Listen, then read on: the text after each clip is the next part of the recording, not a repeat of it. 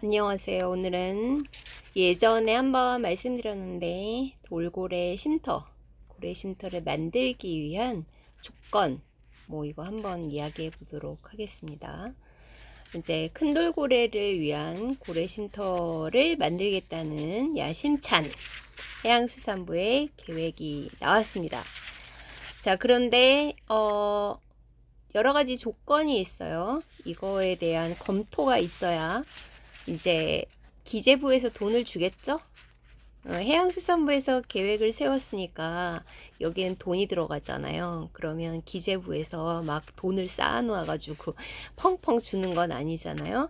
명확한 합리적인 이유 이런 걸 자조건을 달아서 그걸로 인해 벌어질 수 있는 문제점 이런 것들이 해결이 돼야 아마 기재부의 돈을 받아서 건립이 가능할 것이라고 보여집니다. 첫 번째, 현재 검토하고 있는 여러 지역이 있는데 수심이 1m에서 3m에 불과합니다.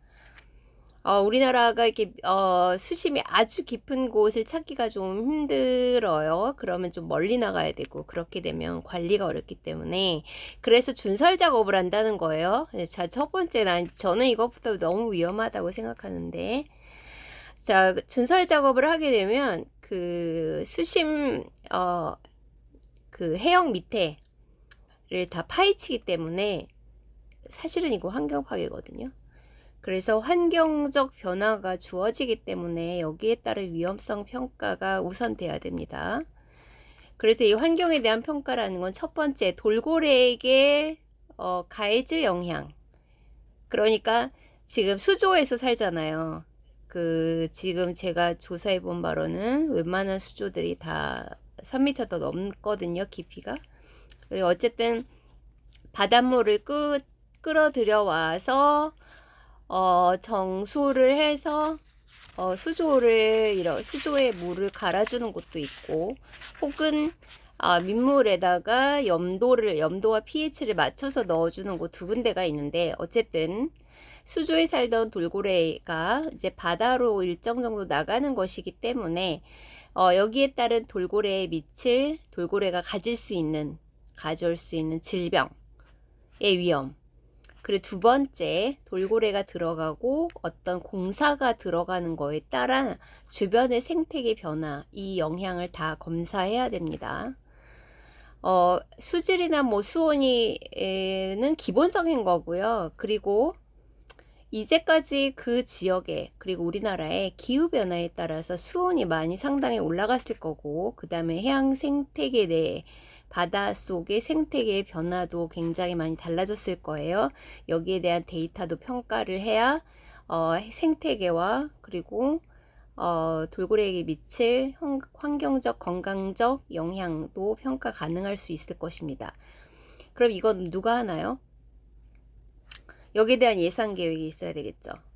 그게 쉽지가 않다는 겁니다. 자, 1916년에 미국 국립수족관에서 돌고래를 더 이상 수족관에서 데리고 있지 않을 것이고 고래 쉼터를 만들겠다고 했는데 홈페이지에 딱 나와 있어요. 30곳 이상을 전부 다 돌아다니면서 전부 환경평가를 다 했는데 문제는 뭐냐면 기후변화에 따라서 돌고래에게 미칠 영향 혹은 여러 가지 바이러스, 박테리아, 기타 등등 기생충, 기타 등등 여러 가지 문제가 있을 수 있기 때문에 가능성이 있어서 원래 2020년까지 건립을 하려고 했는데 좀 계속 늦추고 찾고 있다. 미국 사람들은 굉장히 현실적인 것 같아요. 자, 그래서 두 번째, 그러니까 처음 환경평가를 먼저 해야 되고 예산을 세워야 되고요. 자, 예산을 세워서 돌고래들이 쉼터를 가기 위해서 순서를 정해야 되겠죠. 순서를 정하기 위해서는 수족관과 협의를 해야 될 것입니다. 누가 먼저 이 돌고래를 포기할 것인가. 자, 그래서 여기에 대한 협의가 끝나게 되면 모두 여기에 쉼터로 한꺼번에 갈 건지 암수를 갈라서 갈 건지 수족관마다 있는 애들을 그냥 갈 건지 그거 다 정해야 되고요. 그 다음에 다 사전에 건강평가 해야 되고 그 다음에 옮겨지게 되면 모두 일정 검역을 해야 됩니다. 그러니까 여기에 뭐가 있어야 돼요? 검역시설이 있어야 됩니다. 그러니까 검역시설도 지어야 되고요. 자, 돌고래들은 일정한 인클로저에 들어가게 됩니다. 물론 다 바다지만, 자연환경이지만, 야생으로 푸는 것이 아니기 때문에, 그러니까 인클로저를 지을 수 있는, 이건 좀 엔지니어링 공법이 필요하겠죠. 돌고래들이 탈출할 수 없는 재질로 만들어져야 되고, 이 재질은 그 바다 생태계에 영향을 주지 않는 재질이어야 합니다. 그리고 매일 수의사와 사육사가 필수적으로 상근해야 되겠죠. 어떤 문제가 질병에서 발생했는지, 어디 가서 다쳤는지, 탈출을 했는지, 기타 등등 다 알아야 되니까 그 지역에 상근을 해야 되고요. 그 다음에 한 명만 있을 수는 없잖아요. 그럼 일주일 내내 일할 수는 없으니까 뭐 몇 명씩 있어야 되겠죠. 그러면 이 사람들이 거처할 수 있는 곳, 그리고 그 사람 혼자 와서 일하라고 할 수는 없잖아요. 가족들이 이주를 해야 되고, 그러면 주변 지역에 충분한 인프라가 갖추어져 있어야 합니다. 자, 그러면 이런 것들은 모두 다 그 지자체와 상의를 해야 되겠죠. 그러면 인클로즈를 만들 예산이 들어갈 것이고, 건축 비용, 그 다음에 설계 비용, 그 다음 사육사와 수의사의 인건비, 그 다음에 인프라, 기타 등등. 자, 그 다음에 이 사육사와 수의사는 어느 날 갑자기 뽑아오는 사람이 아니죠. 이곳에 거처하게 될 돌고래가 정해졌을 때 돌고래와 충분한 교감을 가지고 있어야 합니다. 그래야 먹이를 줄 때도 먹이를 줄 수 있고, 건강검진을 할 때 건강검진을 할 수 있어야 되는 거죠.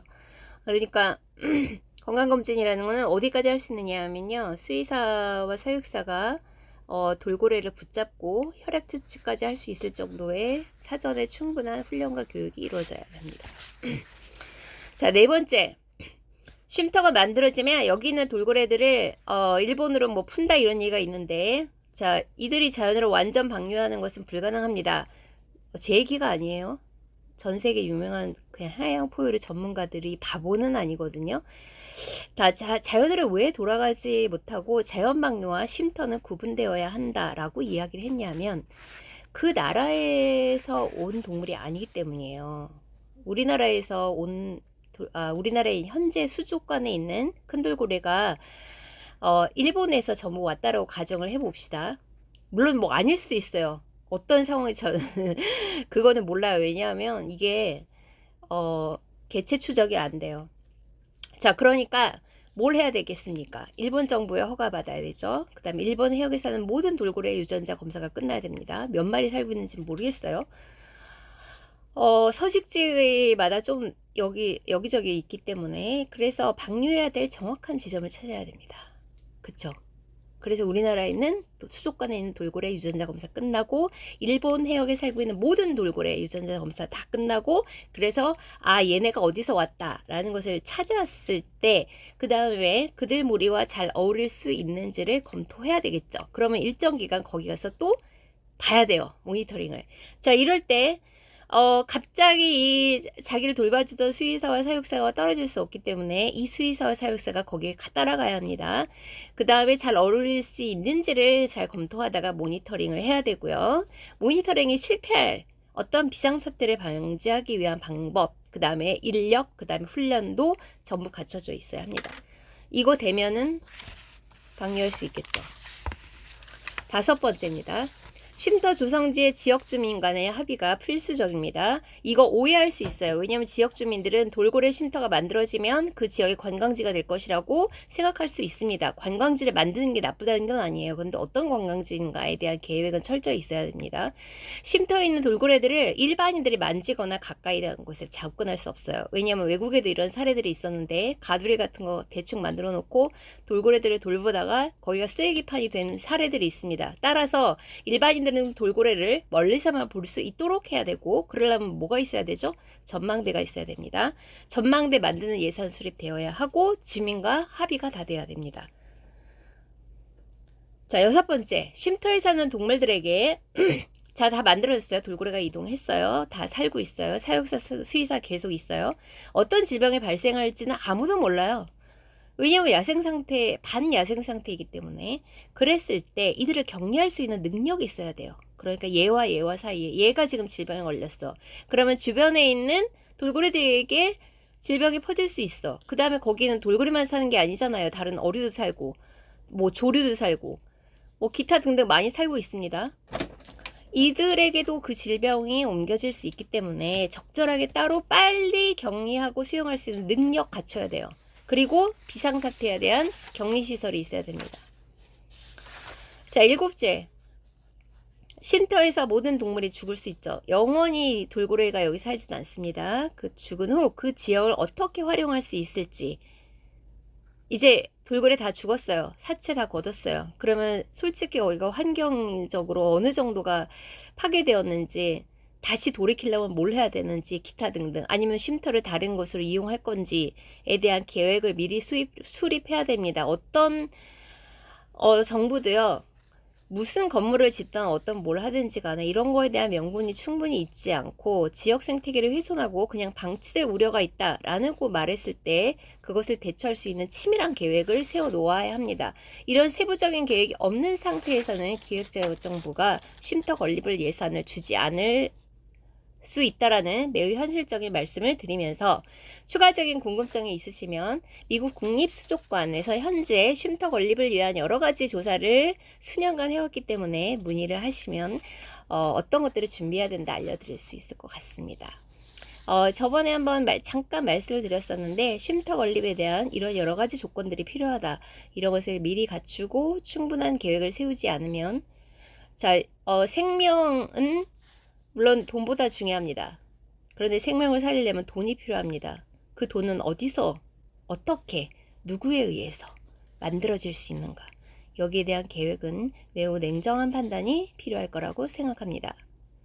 제가 이런 영상을 자꾸 찍는 이유는 보는 사람들도 거의 없고 인기도 없는데, 저는 기록이라고 생각해요. 남들이 다 이게 옳다고 막 얘기할 때, 근데 이거는 이렇게 봐야 되지 않을까요? 라고 이야기해 주는 사람이 없으면 점점점 사람들은 그냥 오해 쌓이고 뭐 그러는 것 같아요. 근데 저는 명확한 것이 좋기 때문에 이런 조건들을 실제로 계획서상에 갖추고 있지 않으면은 그냥 계획에 불과해요. 그 많은 수많은 사람들이 그렇게 여태까지 회의하고 돈 들어가고 시간 버리고 왜 이거 했습니까? 돌고래들이 그래도 지금보다는, 어제보다는 오늘 더 낫고 오늘보다는 내일 더 낫고 그런 거에 대한 위해서 한 거잖아요. 뭐 어설프게 하면 안 돼요. 그렇게 하면 절대 이루어질 수 없는 계획입니다. 자, 오늘은 이만. 안녕, 또 봬요.